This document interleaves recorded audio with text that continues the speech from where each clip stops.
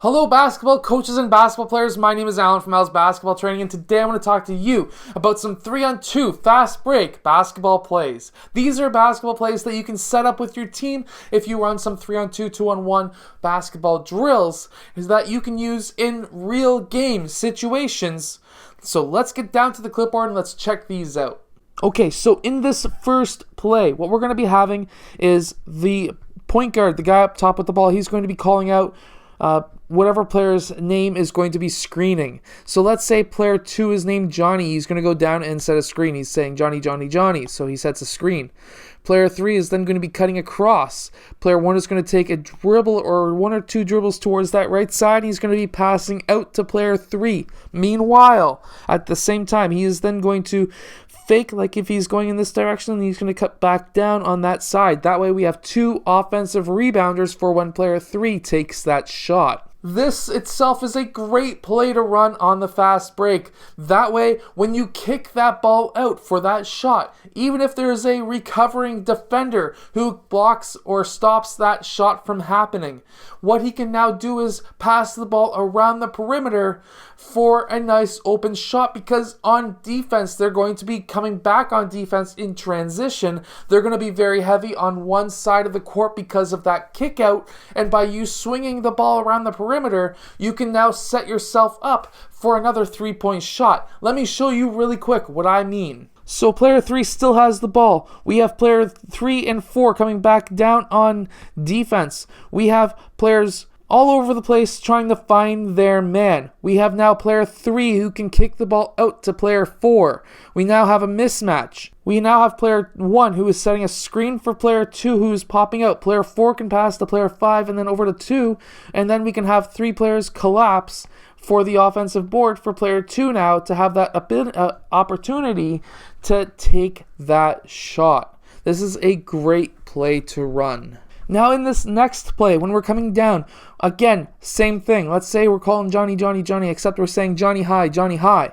What's going to happen now is player 1 is going to be using that screen, and it's going to be now 2 against 1 on player 5. Player 1 can either go in for that layup, or if there is player 5 who is playing overly cautious defense, we can have a quick pass to player 2 for the layup, or if player 1 pops down to block that layup from happening, we still have player 5 at the free throw line for that shot. Now this is another great play to run, because now player 5 has that ball in the high post, and now he can kick it out to players who are coming down on the wing. Let me show you what I mean. With player 5 having that ball, his court vision, he's going to be looking right at the rim.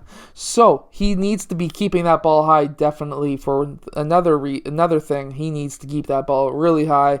Players are going to be coming back trying to collapse on him. Meanwhile, we could have player 4 and 3 coming down on the wings, and if everyone has collapsed inside the key, which generally happens on the fast break, then we could have now player 5 kicking it out to player 3 for a 3-point shot. So again, great opportunity for great points, amazing points, and lots of points.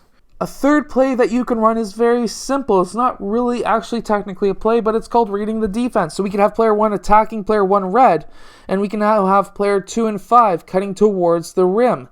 Now player 1, when he attacks that one side, he now needs to do a jump stop right there, roughly between the free throw line and a foot inside the free throw line. That way he has 2 pivot foot, or both feet as a pivot foot, and he can now pass to player 2 or player 5 depending on what player 3 red is doing. So if he's overplaying on this side, he can pass over to player 5.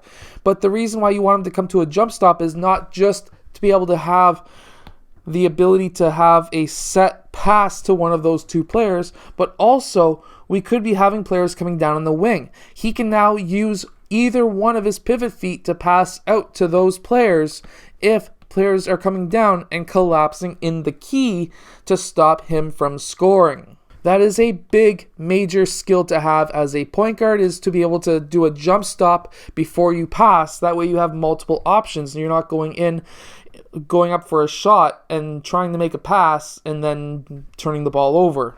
Jump stops are very important.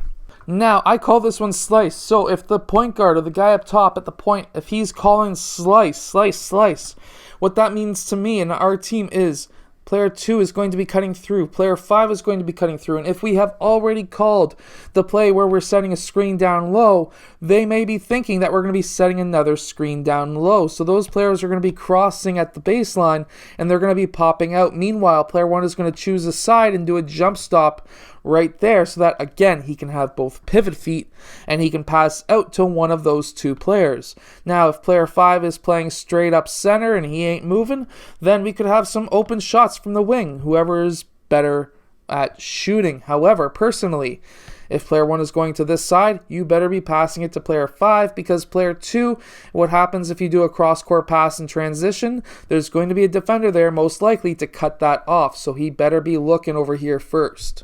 I hope that these plays help your team win more games. If they do, let us know in the comment section below. I would love to hear from you. And if you have any questions, again, leave them down there, and I will make a video most likely for you. I'll see you guys again later on today for the second video of the day.